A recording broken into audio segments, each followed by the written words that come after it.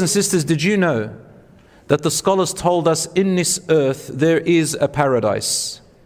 In this earth there is a paradise. Whoever enters it will enter the paradise of the hereafter. And whoever cannot enter it will not enter the paradise of the hereafter. What is this paradise, my dear brothers and sisters? It is not materialistic. It's not the outside appearance. It's not the praise. It's not the reputation. It's not the looks. I'll tell you something, brothers and sisters, wallahi. It is to be able to live with complete reliance on Allah subhanahu wa ta'ala, no matter where you go, what you do, or what happens to you. This type of a person can always see beauty in this world, can live as if there is a paradise in this world. What do I mean by that? I mean the negatives, anxieties, depressions, fears and sadnesses that we go through, grief that hits us, all sorts of pain. All of these, they become suddenly diminished, wallahi al-azim. And you become stronger automatically and able to get through them. There'll still be pain, there'll still be sadness, but your sadness and your pain is different to everyone else. You're able to live with it and keep going, and you'll get over it quicker. Anybody who has a connection with Allah, with God, Allah subhanahu wa ta'ala, is able to get over all these negatives of life quicker than anyone else and be able to live a paradise in richness or in poverty, in health or in pain. There is a book called The Relationship, or something like the relationship between the mother and its child, by John Bowlby, who said that a child has a particular connection with its mother, and that connection, when it's there, the child feels safe and at peace and at comfort until it grows up. With the warmth of its mother, it feels nothing else can happen to them. And that's through the heartbeats and everything that was in the womb. And he draws a conclusion from that saying, this expert psychologist, read a great author, he said that it is proven through studies that people who have a connection with God are less likely to take their life and are less likely to experience long-term depressions or mental illnesses. They're able to be more resilient and get over them quicker. My brothers and sisters, we have in our deen, alhamdulillah, in our religion, something called tawakkul. First of all, what is tawakkul? Tawakkul, my dear brothers and sisters, simply means to have the trust in Allah's plan and rely on Him in any case. To trust in Allah's plan and rely on Him in all cases. Meaning that you must do everything in your ability. Listen carefully, brothers and sisters, very important. You must do everything within your ability that Allah had given you. All the resources which Allah had gifted you. Then, after that, whatever the outcome, whatever the result after it, after you tried your best, whether it looks good to you or it looks bad to you, or if everybody tells you negative things about it or everything good about it, the person with tawakkul does two things. After the event, if you get something great out of it, you do not boast. You don't think you are better and superior to other people and show it off. Number two, if it looks bad to you, you are never pessimistic. Pessimistic is a person who has negative judgments and thoughts.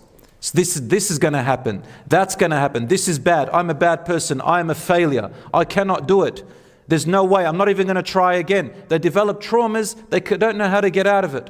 What is the solution to that, brothers and sisters? Tawakkul. It's like this.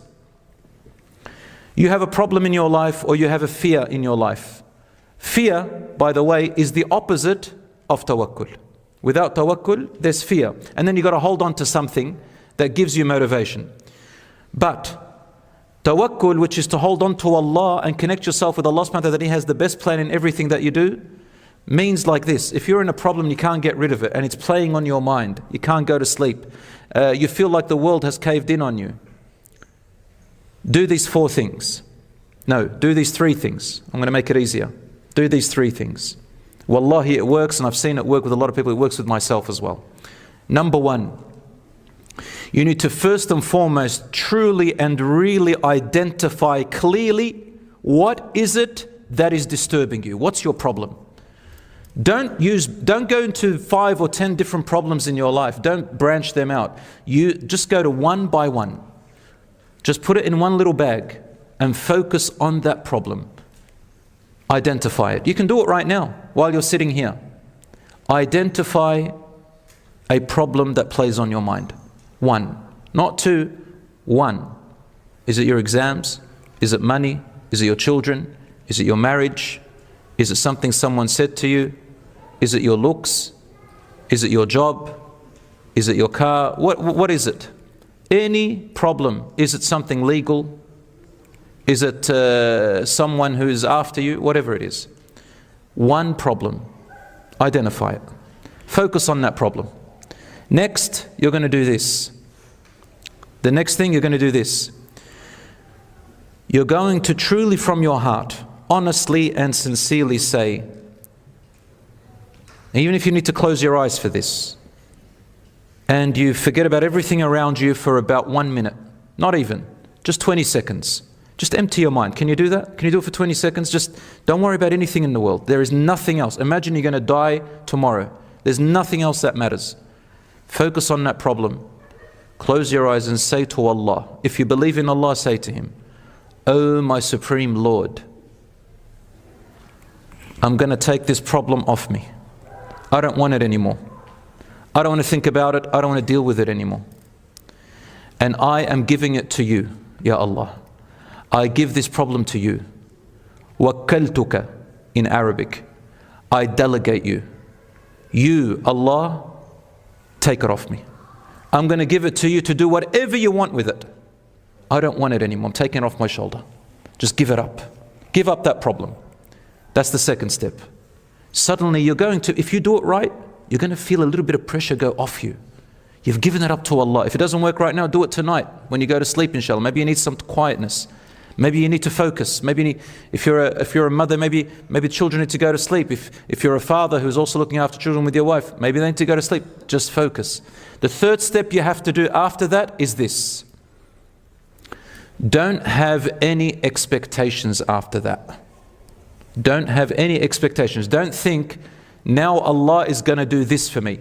Just empty your brain, empty your expectations and say, "Ya Rabb, anything that you decree as the outcome from this, I accept it. I accept it. And I will be brave and I will face it and I will do my best for it because I know whatever the outcome is, Ya Rabb, I will get through it." Summon bravery. There is a fourth thing, and that is very important. Do what you can within the power that Allah has given you to take care of this problem. But remember what you've just done. You've given it to Allah. You've taken away all the expectations. Whatever outcome, you know that even if it's hard, because you gave it to Allah, He will assist you through it. And believe that and be motivated to it.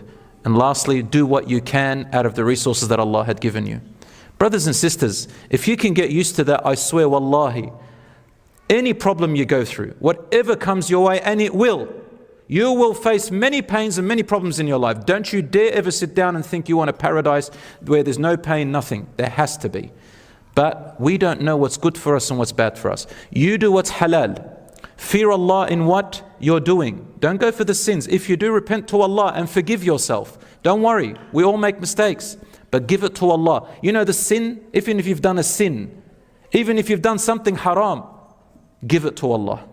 Say, "Ya Rabb, the thing that I am feeling right now, I feel so much guilt of that thing last time that I did.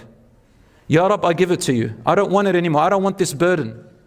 Forgive me, Ya Allah, wallahi. Ya Rabb, my Lord, I regret it. I don't want it anymore. Forgive me." Suddenly say, "I don't have any expectations. I'm going to do my best." Be brave and keep going. Forgive yourself. If it's a right of someone else, say, "Ya Rabb, I don't want this problem." Don't expect any outcome. But the fourth thing is, go and see what can you do to repay the person that you've wronged. How can you make it up to them? Lift that burden off you in any case. Brothers and sisters, let me explain something further. One of the biggest mistakes a lot of Muslims do is when they think about relying on God, on Allah subhanahu wa ta'ala, they take it too far, to one extreme. And that is, they forget about their actions that they have to do, and they forget about cause and effect, the laws of cause and effect. If you do this, that's going to happen. If you don't do that, you're not going to get that. Who created these laws of cause and effect, brothers and sisters? Who created them? Is it not Allah subhanahu wa ta'ala? It's Allah who created the laws of cause and effect. So when you do something, you will receive. Go ahead and do it. Tawakkul means to use the laws of cause and effect which Allah created for you, because He gave them to you. We're sitting there sometimes and we think tawakkul, tawakkul. Everything, sometimes we have 50% of the solution around us. But we refuse except for a supernatural solution. We want something different. Do you realize that? I see a lot of Muslims, they sit there, they think, I need something different. Why? Because somehow I'm some special. Because I'm a Muslim, I've got to be more special. God has to give me something more special. Some kind of sign, different to everything else. I heard one young person said to me, I wanted a sign from Allah about which way I should go. I said, what did you expect? He said, I expected a lightning. Well, I don't know why I expected a lightning. I think he watches too much Netflix. I don't know what the issue is. Lightning. Another one said, Wallah, I just wanted a breeze, a little wind to come through the window. He says, what kind of tawakkul is that? Brothers and sisters, you have to use the laws of cause and effect. You have to do what you can. There is the other extreme. The other extreme is called when you rely only and solely and mostly on cause and effect. Just things. And you don't rely on Allah at all. That's the other extreme. And these are most people who don't believe in Allah subhanahu wa ta'ala. And these are the people who go through most stresses, because when things don't work out, they try to get motivated, but it's very hard. As soon as something doesn't work out once, twice, three times, or they lose someone from their life, they don't know what to do with themselves anymore. But if you have your connection with a higher power, Allah subhanahu wa ta'ala, brothers and sisters, wallahi, no matter what happens, you still have greater hope than anyone else. People still have hope, but your hope is far greater, because your ambition, your goal, your connection is something beyond just this world. This world is going to is only temporary, it's going to end. So how it is tawakkul? It is to rely on Allah subhanahu wa ta'ala and do what you can of your effort together, hand in hand. بين الرجاء والخوف قلبي طائر